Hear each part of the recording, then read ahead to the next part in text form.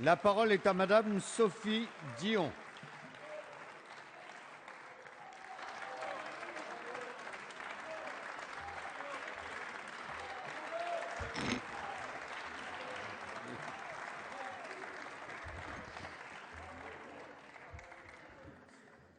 Monsieur le Président, Madame la Garde des Sceaux, Madame la Ministre, mes chers collègues, le projet de loi que nous examinons traite d'une question qui touche à l'intime de chacun d'entre nous.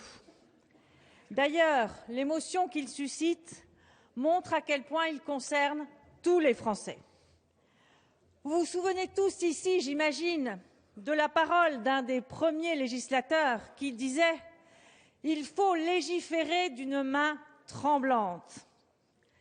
Vous n'avez pas suffisamment pris la mesure, ni en amont, ni en aval, des conséquences de ce texte. Compte tenu des enjeux en cause, statut du mariage, du couple, place de l'enfant, filiation, procréation, marchandisation du corps humain, nous avons pu voir que beaucoup de nos concitoyens souhaitaient pouvoir s'exprimer directement. Ce que ne comprennent pas les Français, c'est le manque de préparation, le manque de concertation. Les travaux parlementaires ont été menés bien trop vite, de manière sélective. Vous avez ignoré l'expression directe et spontanée des Français qui se sont mobilisés massivement. Vous n'avez pas voulu entendre les Français qui réclamaient plus de débats, plus d'explications, plus de temps sur un sujet qui touche au cœur de leur vie d'hommes et de femmes. Vous n'avez pas voulu les entendre, vous divisez plus que vous ne rassemblez. Vous manquez ainsi une occasion d'envisager d'autres solutions qui auraient permis d'aboutir à un consensus national.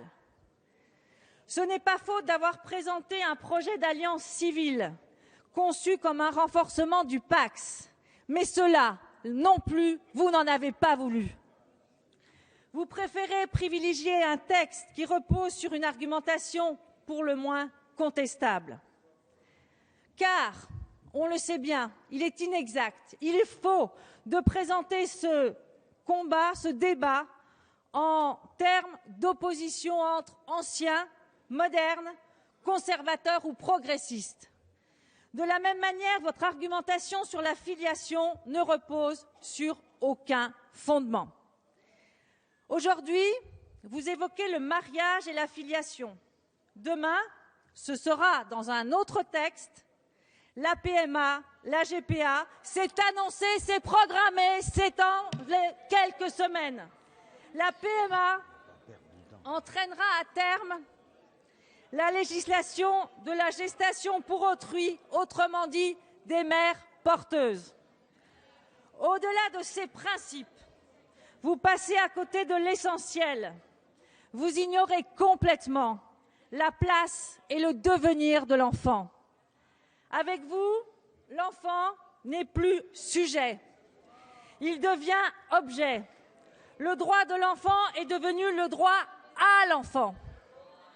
Cet enfant qui, un jour adulte, se posera bien légitimement la question de la connaissance de ses origines, un sujet pour le moins sensible, traité que partiellement dans notre droit, et nous ne pourrons en mesurer les conséquences que dans 30 ans.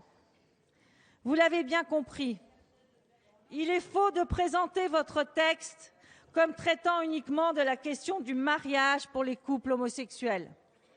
Ce n'est pas vrai, ce n'est pas juste, vous allez bien au-delà. Vous ouvrez en fait la voie à la marchandisation du corps humain. La circulaire de Madame la Garde des Sceaux vient d'en apporter la preuve flagrante, une preuve frappée d'une double hypocrisie.